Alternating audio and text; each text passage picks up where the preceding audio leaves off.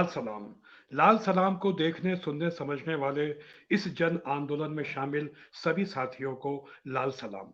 जैसा कि आप जानते हैं, पिछले कई महीनों से हम हमारे समय के संकटों, चिंताओं और मुख्य मुद्दों पे बात करते आए हैं। आज भी एक बड़ा महत्वपूर्ण मुद्दा है। इस साल कुछ राज्यों के विधानसभा चुनाव और अगले साल लोकसभा का आम चुनाव। इस चुनाव में आदर्श आचार संहिता का सर्वाधिक महत्व होता है, जो भारत निर्वाचन आयोग ने तैयार की है कि किस तरह से नैतिक और आदर्श रूप से चुनाव प्रक्रिया का संचालन किया जाना चाहिए।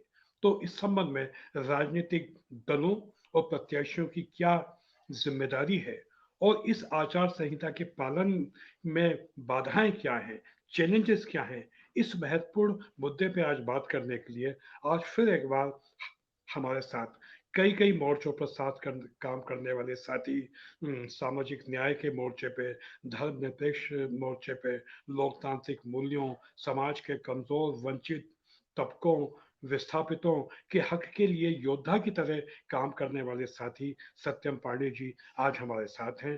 तो सत्यम जी, इस कार्यक्रम में आपका स्वागत है। आपको लाल सलाम जी। लाल सलाम।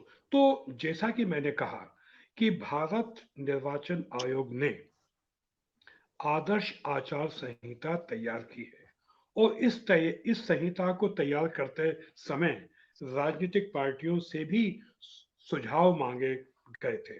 सभी पार्टियों ने, खासतौर पर वामपंथी पार्टियों ने इस आचार संहिता के निर्धारण में बड़ी महत्वपूर्ण भूमिका वामपंथी पार्टियों की भी रही है।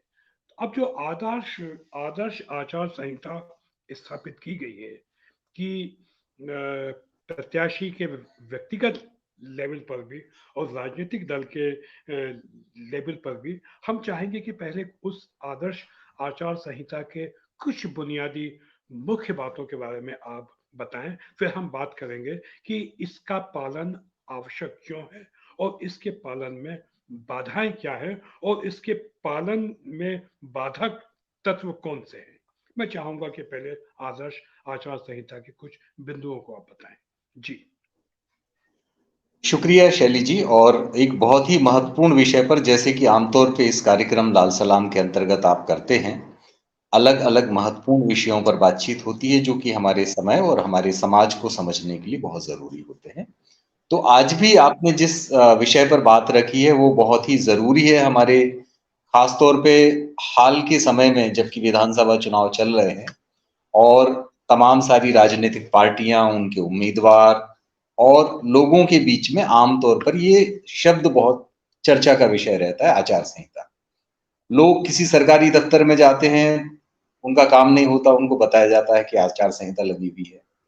लोग घर में कुछ कार्यक्रम करना चाहते हैं, बाहर कुछ कार्यक्रम करना चाहते हैं, अनुमति मांगने जाते हैं तो पता चलता है कि अनुमति नहीं मिलेगी क्योंकि आचार संहिता लगी हुई है। और जिनके ऊपर आचार संहिता लगी होती है उनके लिए दरअसल कोई बंधन नहीं होता है। तो एक बात तो बहुत स्पष्ट रूप से समझने की है कि ये जो आदर्श आचरण संहिता है, ये दरअसल राजनीतिक दलों और उनके उम्मीदवारों के लिए है, जो कि चुनाव में प्रत्याशी हैं, जिसको तकनीकी भाषा में चुनाव आयोग अभ्यर्थी कहता है। उनका जो कंडक्ट होगा पूरे चुनाव प्रक्रिया के दौरान, जिस दिन से निर्वाचन आयोग निर्वाचन की घोषणा करता है तब से लेकर के चुनाव के परिणाम आने तक की जो अवधि है, उसके बीच में एक राजनीतिक पार्टी का कंडक्ट क्या होगा, एक कैंडिडेट का कंडक्ट क्या होगा, इन सब की व्याख्या करने के लिए, इन सब का विनियमन करने के लिए, जिसको अंग्रेजी में एक शब्द है रेगुलेशन करने के लिए, जो मॉडल कोड ऑफ कंडक्ट तैयार किया गया है भारत निर्वाचन आयोग की तरफ से, उसको आचार संहिता बोलते हैं सामान्य भाषा में। तो मुख्य बात यह है कि ये आदर्श आचरण संहिता दरअसल पॉलिटिकल पार्टीज और चुनाव में उनके कैंडिडेट्स के लिए है। और जब हम पॉलिटिकल पार्टी की बात करते हैं तो इसका मतलब राजनीतिक पार्टियों के मेंबर, उनके नेता, उनके स्टार प्रचारक, उनके पदाधिकारी और उनके उम्मीदवार और उनके उम्मीदवार के जो साथ में काम करने वाले लोग हैं, उनका प्रचार का काम करने वाले लोग हैं, उनके दफ्तर को संचालित करने वाले लोग हैं, ये दरअसल उनके लिए आदर्श आचरण संहिता है। और चूंकि इसका परिपालन कराने की जिम्मेवारी भारत निर्वाचन आयोग की है, चुनाव आयोग की है, तो ये चुनाव आयोग के लिए लागू है। और चूंकि पूरी जो सरकारी मशीनरी है वो उसकी जिम्मेवारी भी है, जो पुलिस तंत्र है, जो प्रशासन तंत्र है, तो ये दरअसल उनके लिए आम जनता के जनजीवन पर इसका कोई बहुत असर नहीं होना चाहिए। ये खुद आचार संहिता में भी है और इसका कोई ऐसा प्रावधान नहीं है जो जनता को किसी काम को करने से रोकती हो। उनके अपने दैनंदिन जीवन में आदर्श आचार संहिता का कोई नकारात्मक प्रभाव नहीं पड़ने वाला है। तो एक बात तो ये बहुत स्पष्ट है कि अगर सरकारी दफ्तर में किसी का पेंशन का काम रुका हुआ है, किसी का कोई प्रमाण पत्र बनाने का काम रुका हुआ है, तो इस वजह से उसको नहीं टाला जाएगा कि आदर्श आचार संहिता लागू है। अभी आपने जो बात कही कि दरअसल ये क्या है, तो जैसे हमने कहा कि ये राजनीतिक पार्टियों और उनके उम्मीदवारों के लिए और उनके मेंबर्स के लिए ये है। जब तक चुनाव चल रहा है, चुनाव चल रहा है से मतलब है कि चुनाव की घोषणा हो चुकी है और जब तक चुनाव का परिणाम नहीं आ जाता, तो इस बीच में चुनाव का प्रचार होगा, मतदान के बाद मतगणना होगी। ये इन सारी चीजों की जब तक ये चीजें चल रही हैं तब तक आदर्श आचार संहिता लगी है। और मुख्य बातें जो इसके अंतर्गत हैं, जिनको राजनीतिक पार्टियों और कैंडिडेट्स को रोका जाता है, वो ये है कि एक तो पार्टियां और उनके कैंडिडेट ऐसा कोई काम नहीं करेंगी जो विभिन्न जातियों और धार्मिक या भाषाई समुदायों के बीच में जो मतभेद मौजूद है उनको बढ़ाने में काम करें, या उनके बीच में कोई मतभेद पैदा करने की कोशिश करें, कोई भेदभाव पैदा करने की कोशिश करें, कोई नफरत फैलाने की कोशिश करें। ऐसा कोई काम इस दौरान, हालांकि ऐसा कोई काम कभी भी नहीं किया जाना चाहिए, वो भारत के दूसरे कानूनों के अंतर्गत, जिसमें भारतीय दंड विधान बहुत महत्वपूर्ण है, उसके अंतर्गत वो अपराध है। इस दौरान तो खासतौर पे इस आचार संहिता के अंतर्गत नहीं किया जाना चाहिए। दूसरी जो जरूरी बात यह है कि कोई भी पॉलिटिकल पार्टी या उनका कैंडिडेट या उनका कोई नेता किसी दूसरे व्यक्ति के निजी जीवन के बारे में कोई हमला नहीं करेगा। उनके निजी जीवन के बारे में, जिनका कोई संबंध उनके सार्वजनिक कार्यकलाप से नहीं है, उसके बारे में कोई आरोप नहीं लगाया जाएगा। किसी के पारिवारिक जीवन के बारे में, किसी के वैवाहिक जीवन के बारे में, किसी के कोई जो उसकी ऐसी बात है जो उसकी निजी जीवन की गोपनीयता को प्रभावित करती है, वो चुनाव के दौरान में सार्वजनिक मंच से उसकी बात नहीं की जाएगी। ऐसा कोई आरोप नहीं लगाया जाएगा। खासतौर पे कोई गलत आरोप तो बिल्कुल ही नहीं लगाया जाएगा, क्योंकि वो अन्यत्र भी उसको लेकर के कानूनी प्रावधान। एक महत्वपूर्ण बात जो आचार संहिता के बारे में है वो ये है कि किसी भी धार्मिक प्रतिष्ठान का इस्तेमाल चुनाव प्रचार के लिए, राजनीतिक प्रचार के लिए नहीं किया जा सकेगा। चाहे वो मंदिर हो, चाहे वो मस्जिद हो, चाहे वो गिरजाघर हो, या कोई दूसरा पूजा घर हो, कोई और दूसरा धार्मिक प्रतिष्ठान हो, उसका इस्तेमाल राजनीतिक प्रचार के लिए, चुनाव प्रचार के लिए इस दौरान में नहीं किया जाएगा। ऐसा कोई काम नहीं किया जाएगा जो कि राजनीतिक भ्रष्ट आचरण के अंतर्गत आता हो, जिसमें हम जानते हैं कि बहुत सारे कदाचरण हम लोग देखते हैं कि चुनाव प्रक्रिया के दौरान होते हैं, जिसमें पैसे का बांटा जाना, जिसमें शराब का बांटा जाना, जिसमें धार्मिक, सांप्रदायिक, जातिगत, भाषागत, क्षेत्रगत आधार पर लोगों को बरगलाने की कोशिश करना, ये सारा जो है ये किसी भी तरह से नहीं किया जा सकता, ये नहीं किया जाना चाहिए।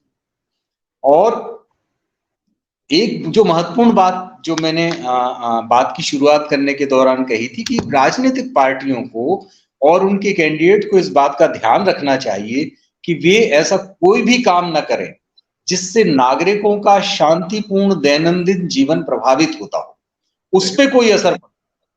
एक व्यक्ति या एक समाज जिस तरह से चुनाव के पहले अपना जीवन जीता है, चुनाव के बाद भी उसी तरह का उसका जीवन चलता रहे इस प्रक्रिया के दौरान, उसमें कोई रोकथाम नहीं उसको डालनी चाहिए।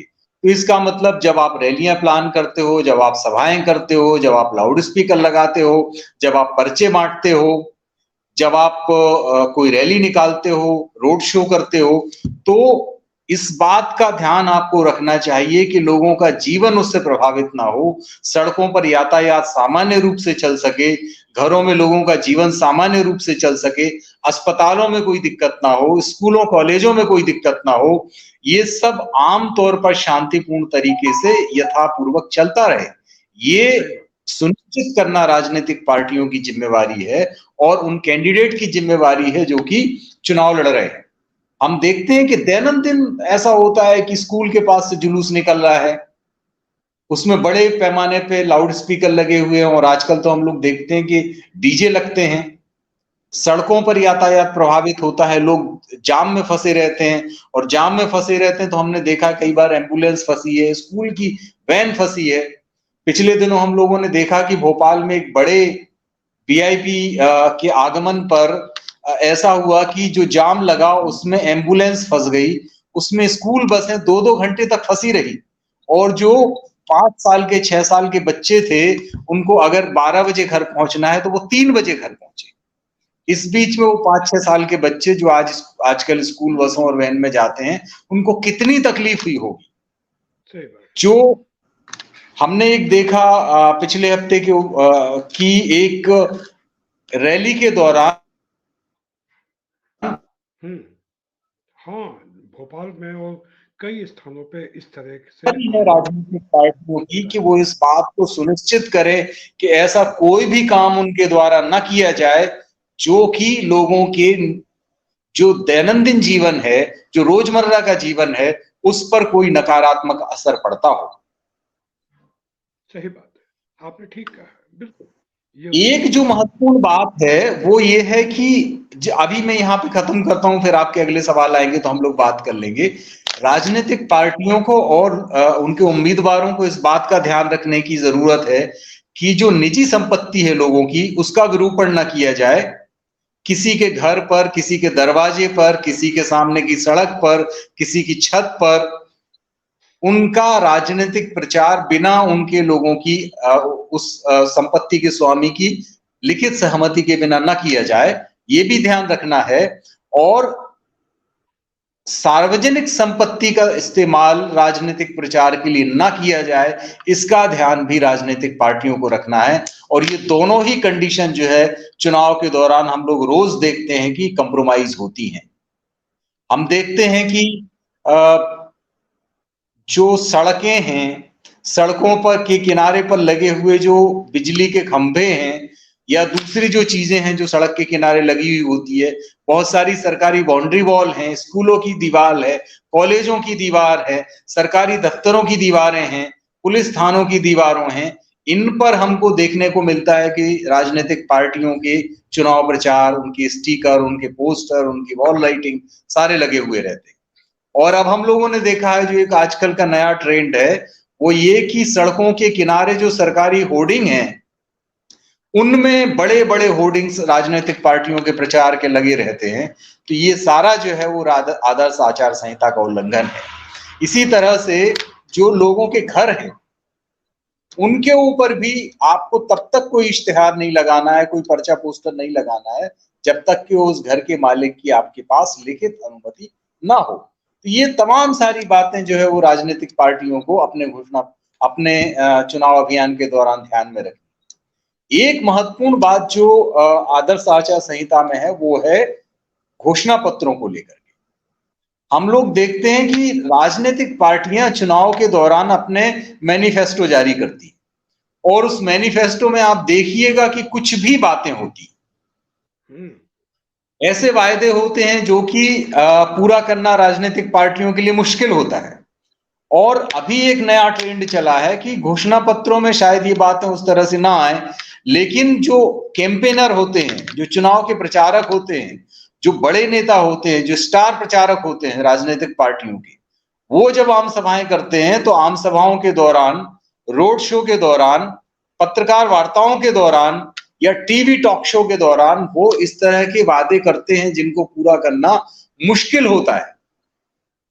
तो आदर्श आचार संहिता कहती है कि ऐसा कोई भी वादा जो कि पूरा करना मुश्किल हो वो ना तो घोषणा पत्रों के माध्यम से या चुनाव के दौरान की जा रही दूसरी घोषणाओं के माध्यम से नहीं किया जाना चाहिए।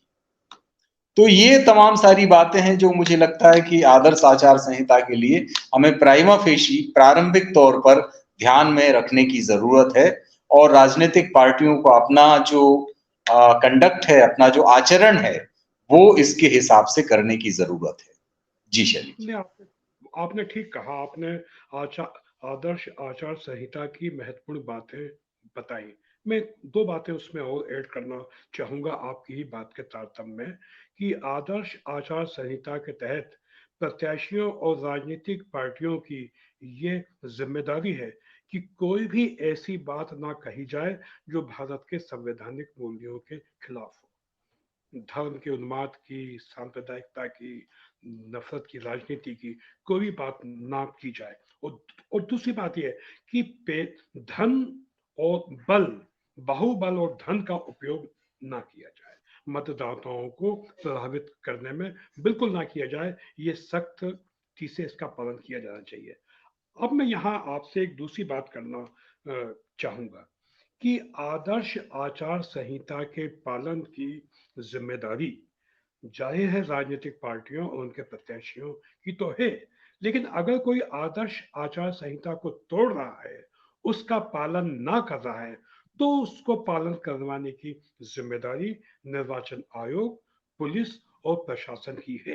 लेकिन कई बार हमने देखा कि पुलिस और प्रशासनिक अधिकारी इस जिम्मेदारी का पालन सही ढंग से नहीं कर रहे हैं। इसके क्या कारण है, थोड़ा सा आप बताइए।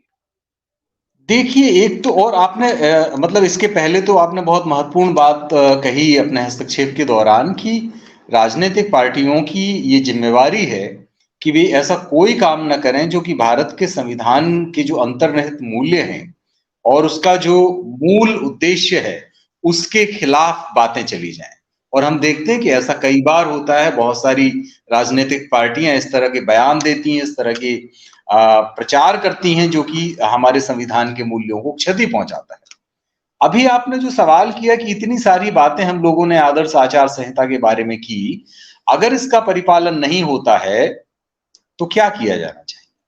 क्या किया जाए? तो अभी आप देखिए कि बहुत महत्वपूर्ण है कि ये जो अथॉरिटी है, वो अथॉरिटी भारत निर्वाचन आयोग की है, और निर्वाचन आयोग ने हाल के वर्षों में जिस तरह से अपनी साख को खोया है, हमने देखा है कि एक जमाने में टीएन शेषन जैसे चुनाव अधिकारी थे, एमएस गिल थे, कृष्णमूर्ति थे, एमएस लिंगदो थे। इन सारे चुनाव आयुक्तों ने जिस तरह से निर्वाचन आयोग की साख को स्थापित किया था, राजनीतिक पार्टियों को उन्होंने डंडा चला करके बाध्य नहीं किया था। उनकी राजनीतिक दलों की आम सहमति के आधार पर एक ऐसा राजनीतिक वातावरण तैयार किया था जिसमें चुनाव आयोग चुनावों के दौरान एक स्वतंत्र और निष्पक्ष निकाय के तौर पर काम करता हुआ दिखाई देता था, जिसमें सत्ता का दखल न्यूनतम होता था, और चुनाव आयोग ये तय करता था कि आदर्श आचार संहिता जो उसके द्वारा पेश की गई है उसका पूरी तरह से पालन हो सके। और इसके लिए उसको राजनीतिक दलों से लड़ना पड़ता था, उनको कन्विंस करना पड़ता था, उनके साथ सहमति बनानी पड़ती थी। और जाहिर है कि जब निर्वाचन आयोग ये काम करेगा तो उसको ये ध्यान में रखना पड़ेगा कि वो सत्ताधारी पार्टी का एजेंट के तौर पे काम ना करे। तो जब कृष्णमूर्ति या शेषन या लिंगदो ये कर रहे थे, तो वो सत्ताधारी पार्टी के प्रतिनिधि के तौर पे काम नहीं कर रहे थे, बल्कि वो सत्ताधारी पार्टी को सबसे ज्यादा मजबूर करते थे कि आप अपनी नीतियों में, आप अपने चुनावी अभियान में ये सारी गलतियां ना करें। तब जाकर के वो विपक्ष को भी सहमत करते थे कि उनके द्वारा भी ऐसा कोई काम ना किया जा सके जो कि इस आदर्श आचार संहिता के खिलाफ हो। तो तमाम सारी पार्टियां इस बात से सहमत होती थी। अभी हाल के वर्षों में और खासतौर पर पिछले 7-8-10 सालों में हम लोगों ने देखा है कि चुनाव आयोग ने अपनी वह अथॉरिटी को खोया है, और उसने कई बार सरकार के सामने उस तरह से कंप्रोमाइज किए हैं, या उन चीजों पर उसका वैसा ही मजबूत रवैया नहीं रहा है जिसमें वो सरकार को और विपक्षी पार्टियों को इस बात के लेकर के सहमत करा पाए कि इन चीजों का उल्लंघन हमें नहीं करना है। तो हम ये भी जानते हैं कि जब आदर्श आचार संहिता लगी होती है, चुनाव डिक्लेयर हो जाते हैं, उसके बाद से जो पूरी मशीनरी होती है पुलिस और प्रशासन की, वो भी चुनाव आयोग के नियंत्रण में काम कर रही होती है। तो इस दौरान हमें ये देखना है कि चुनाव आयोग की ये जिम्मेवारी है और प्रशासनिक अधिकारियों की ये जिम्मेवारी है और एक लॉ एंड इन्फोर्समेंट की सबसे महत्वपूर्ण एजेंसी के तौर पे पुलिस की ये जिम्मेवारी है कि वे इस तरह के किसी भी चीज को रोकें जो कि आदर्श आचार संहिता के खिलाफ है। अभी आप देखिए कि ये कैसे काम होता है इसका। चुनाव चल रहे हैं मध्य प्रदेश में, एक सरकारी अधिकारी जो है वो एक बड़े सत्ताधारी पक्ष के नेता का स्वागत करते हुए पाए जाते हैं। तो हालांकि उस पर कार्रवाई हुई, लेकिन बहुत सारे इस तरह के मामलों पे कार्रवाई कई बार नहीं होती है। तो चूंकि सत्ताधारी पार्टी का एक स्वाभाविक नियंत्रण होता है सरकारी मशीनरी पर, इसलिए जो सरकारी अधिकारी हैं, इसलिए जो पुलिस प्रशासन है, वो अनेक बार सरकारी पक्ष के जो उल्लंघन है उनके बारे में अपना रवैया थोड़ा उदासीन कर लेता है। वो उन बातों की तरफ से नजर मोड़ लेता है जहां पे उल्लंघन सरकार में जो राजनीतिक पार्टी है उसके द्वारा किया जा रहा है। इसका सबसे बड़ा उदाहरण ये होता है कि हमारी ट्रैफिक पुलिस के जो जवान हैं, वो पुलिस के जवान हैं मूलतः, और पुलिस की ये जिम्मेवारी है कि वो इस तरह के किसी काम को ना होने दे जो कि आदर्श आचार संहिता, भारतीय लोक प्रतिनिधित्व अधिनियम, इनके खिलाफ जाता। ये सिर्फ मॉडल कोड ऑफ कंडक्ट की बात नहीं है, बल्कि हमारे यहाँ एक पीपुल रिप्रेजेंटेशन एक्ट है, कानून भी है, और उस कानून के अंतर्गत भी इनमें से ज्यादातर बातें शामिल हैं। तो उसके बाजू में जो होर्डिंग लगा हुआ है उस पर राजनीतिक पार्टी का प्रचार हो रहा है और वो प्रचार सार्वजनिक संपत्ति पर हो रहा है, लेकिन उस पुलिस के जवान को इससे कोई फर्क नहीं पड़ता। वो वहां पर ड्राइविंग लाइसेंस और हेलमेट चेक करता हुआ दिन भर खड़ा रहता है। तो कई बार हम ये देखते हैं कि सत्ताधारी पक्ष द्वारा किया जाने वाला जो उल्लंघन है उसको प्रशासनिक अधिकारी या पुलिस प्रशासन अनदेखा कर देता है कि वो सरकार में बैठे हुए लोग इससे नाराज हो जाएंगे। कई बार विपक्षी पार्टियों के द्वारा किया गया उल्लंघन भी इसलिए अनदेखा कर दिया जाता है कि ऐसा ना हो कि कल ये सरकार में आ जाए तो हमारे लिए मुश्किल खड़ी कर दें। तो ये जो डर है सत्ता में बैठे हुए लोगों का या उन लोगों का जो कि कल सत्ता में आ जाएंगे तो हमारे लिए मुश्किल खड़ी कर देंगे, ये दरअसल भारतीय जो ब्यूरोक्रेसी है उसके सामंती जो चरित्र है उसकी तरफ हमको ले जाती है। और इसलिए कई बार हम ये देखते हैं कि हमारे यहाँ की जो ब्यूरोक्रेसी है वो उस तरह से प्रशासनिक और व्यावसायिक दक्षता के साथ काम नहीं करती जिस तरह से उसको करना चाहिए। जिस तरह से उसकी ट्रेनिंग होती है उस तरह से वो कई बार फील्ड में काम करते हुए नहीं दिखाई देते, और इसलिए हमारे बहुत सारे नेता लोग इस तरह के लूप होल्स का फायदा उठाते हैं। और हम देखते हैं कि आए दिन चुनाव प्रचार के दौरान इन सारे आदर्श नियमों की धज्जियां उड़ाते हुए नेता लोग हमको दिखाई देते हैं। जहां वो धर्म की बात करते हैं, जहां वो संप्रदाय की बात करते हैं, जहां वो जातियों के नाम पर ना केवल टिकट देते हैं बल्कि रोज प्रचार में वो इस बात का जिक्र करते हैं कि देखिए हमने यहां से इस उम्मीदवार को इसलिए टिकट दिया है क्योंकि यहाँ इस समाज की उपस्थिति ज्यादा है। हमने देखा है, मतलब ये सिर्फ आदर्श आचार संहिता और चुनाव के समय को अगर हम ध्यान में ना रखें तो हम देखें कि महीने भर पहले मध्य प्रदेश की राजधानी में क्या हो रहा था, और मुझे आशंका है कि ऐसा ही उन बाकी 5 राज्यों की राजधानियों में भी हो रहा होगा। जातियों की पंचायतें हो रही थी। जातियों की पंचायतों में इस बात की डिमांड की जा रही थी कि हमारी जाति को चुनाव में इतने प्रतिशत टिकट दिए जाएं, और इस बात पर सहमति देने के लिए सत्ता पक्ष और विपक्ष दोनों ही पार्टियों के नेता पहुंच रहे थे कि हाँ हम इस जाति समूह को अपनी पार्टी के इतने टिकट देंगे। ये सहमति देने के लिए नेता लोग वहां जा रहे थे, और ये नेता लोग कोई छुट भइये नेता नहीं थे, वार्ड स्तर के, मोहल्ला स्तर के नेता नहीं थे। ये राष्ट्रीय राजनीतिक पार्टियों के प्रदेश स्तर के पदाधिकारी थे जो जाकर के ये कह रहे थे कि हम आपकी समाज को, आपकी जाति समूह को इतने प्रतिशत टिकट देंगे। और जब टिकटों की घोषणा हुई तो हमने बहुत निर्लज्जता पूर्वक अखबारों में, टीवी चैनलों पर इस बात की चर्चा होते हुए सुना कि इस समाज से इतने टिकट इस पार्टी ने दिए हैं। तो ये हमारे पूरे लोकतांत्रिक प्रक्रियाओं की एक तरह से हम देखते हैं कि उसको रोक देता है। हम एक ऐसे लोकतंत्र में रह रहे हैं जिसका इतिहास 75 साल का है, जहां संविधान लागू हुए 75 साल हो जाएंगे अगले साल।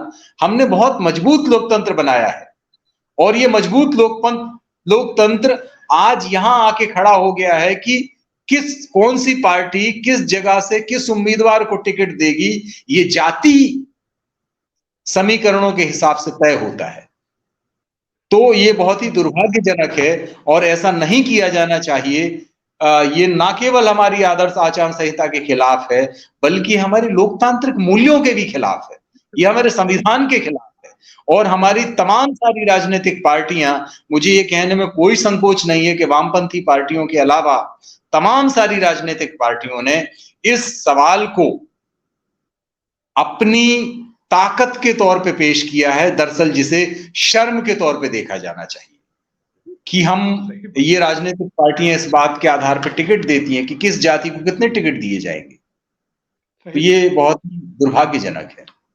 आपने बड़ी महत्वपूर्ण बात को रेखांकित किया। मैं यहाँ दो बातें और जोड़ना चाहूंगा कि चुनाव की आचार संहिता में इस बात का स्पष्ट उल्लेख है कि हर प्रत्याशी को एक सामान्य रूप से देखना चाहिए, चाहे वो भले ही केंद्रीय मंत्री, मुख्यमंत्री या मंत्री हो। लेकिन हमने देखा कि केंद्रीय मंत्री चुनाव लड़ते हैं, मुख्यमंत्री चुनाव लड़ते हैं, मंत्री चुनाव लड़ते हैं, तो कुछ स्पेशल दर्जा पुलिस और प्रशासन और निर्वाचन आयोग द्वारा खुद दिया जा रहा है, जो कि आचार संहिता के खिलाफ है, लोकतांत्रिक मूल्यों के खिलाफ है। मैं सोचता हूं कि इसके खिलाफ भी सख्त कार्रवाई की जानी चाहिए। आप भी मेरी इस बात से सहमत होंगे, है ना सत्यम जी? बिल्कुल, आपने बहुत सही बात कही शैली जी। और आप देखिए कि ये बहुत ही स्वाभाविक अपेक्षा है कि जब आप चुनाव में जाते हैं तो आप उस एक लेवल प्लेइंग फील्ड का सम्मान करें जो दो अलग अलग उम्मीदवारों के बीच में होनी चाहिए। हालांकि हमारी चुनाव प्रक्रिया में वो इक्वल प्लेइंग फील्ड है नहीं। बहुत सारे चुनाव जो सुधार समितियां हमारे यहाँ बनाई गई, एक का खासतौर पे मैं जिक्र करूंगा जिसको इंद्रजीत गुप्ता कमेटी कहते हैं, जो कि बनाई गई थी 90 के दशक में। उसमें वो बार बार ये कहते हैं कि हमारे यहाँ तमाम सारी वजहों से राजनीतिक दलों के जो अभ्यर्थी हैं, जो कैंडिडेट हैं, उनको समान अवसर उपलब्ध नहीं है। बहुत सारी चीजें हैं, खासतौर पे इलेक्शन फंडिंग उनमें से एक बहुत महत्वपूर्ण हिस्सा है। हम देखते हैं कि एक तरफ सत्ताधारी पार्टी, मैं किसी एक पार्टी की बात नहीं कर रहा हूं, जब कोई पार्टी सत्ता में आती है उसके पास अचानक से आर्थिक संसाधन बहुत बढ़ जाते हैं और जब वो चुनाव हार के विपक्ष में चली जाती है तो उसकी फंडिंग कम हो जाती है।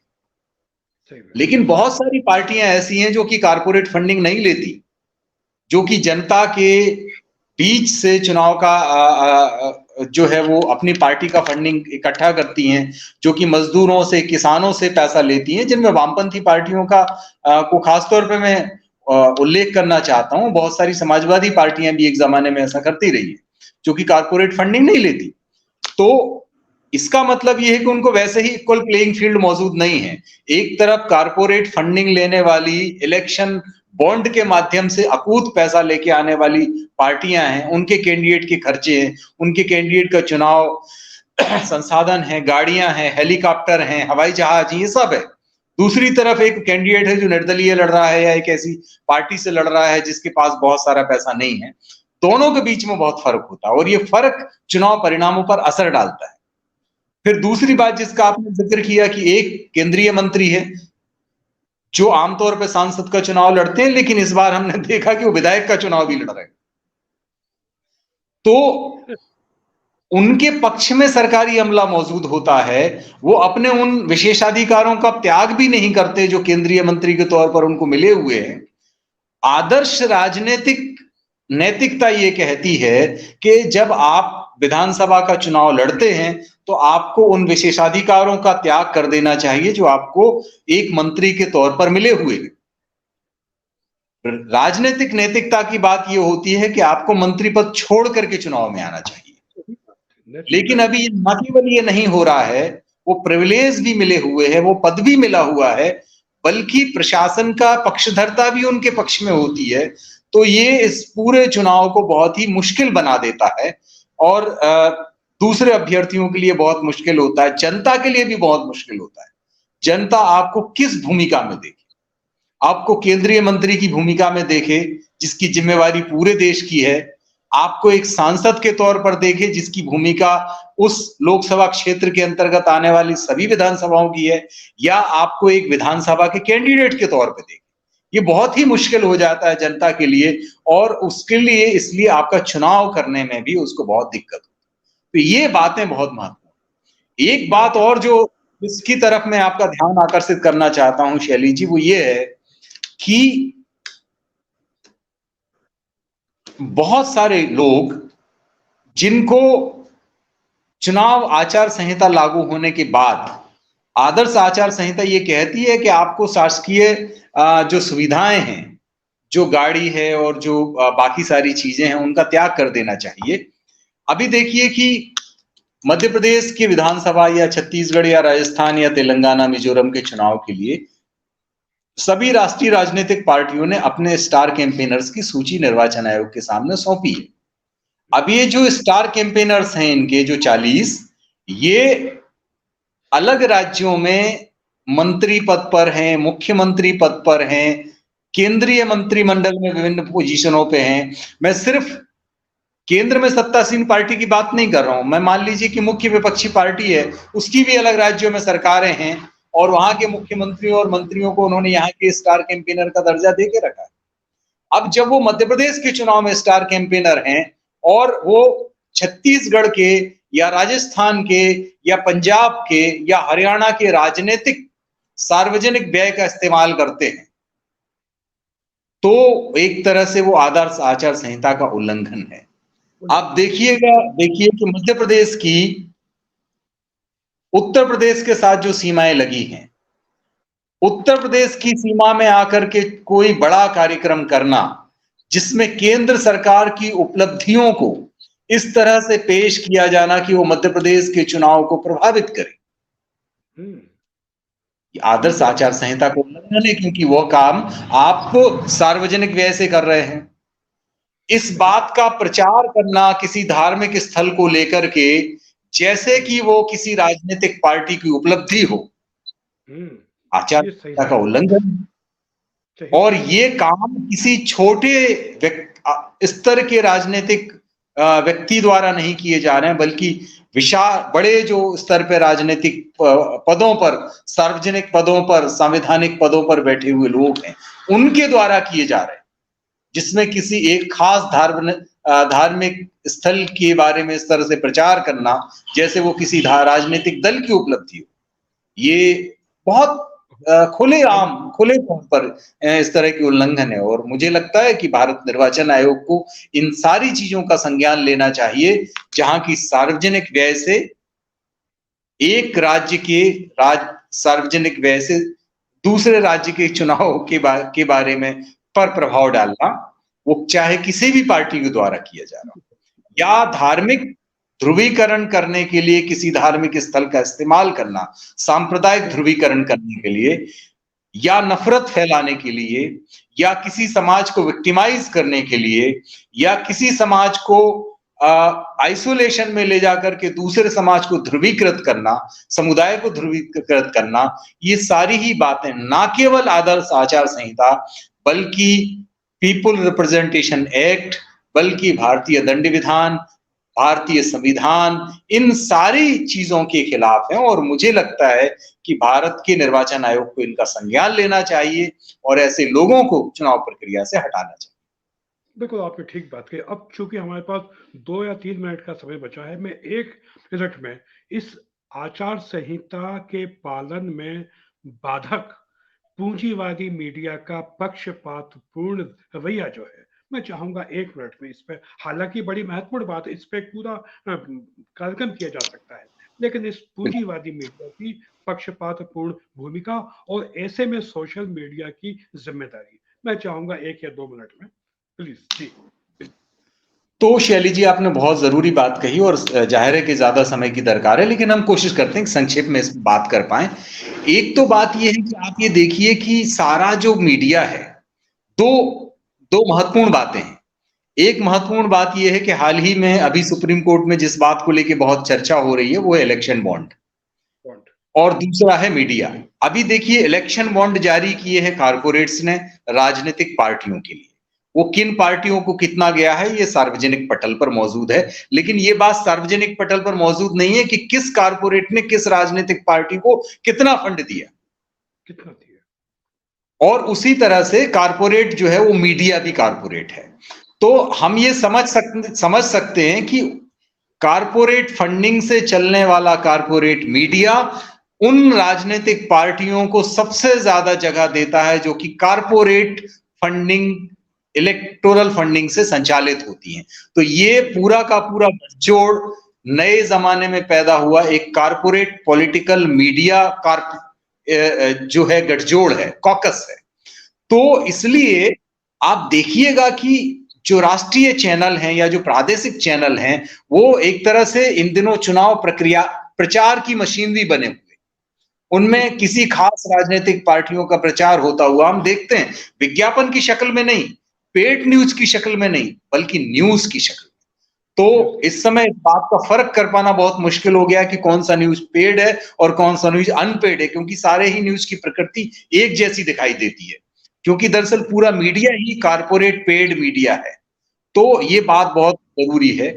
सोशल मीडिया की जिम्मेवारी बहुत है, क्योंकि वहां लोग अपनी भूमिका कर सकते हैं, काफी हद तक उसका चरित्र लोकतांत्रिक है, लेकिन हम जानते हैं कि जितना पेड मेन स्ट्रीम मीडिया है उससे ज्यादा फेक सोशल मीडिया पर मौजूद है। तो इस बात की तमीज करना फेक और रियल न्यूज में, फेक और रियल जानकारी में, क्योंकि बहुत ज्यादा चीजें ऐसी हैं जो कि सत्ताधारी पार्टियों को या दूसरी राजनीतिक पार्टियों को फायदा पहुंचाने के लिए गलत तरीके से, झूठे तरीके से वहां पेश की गई है।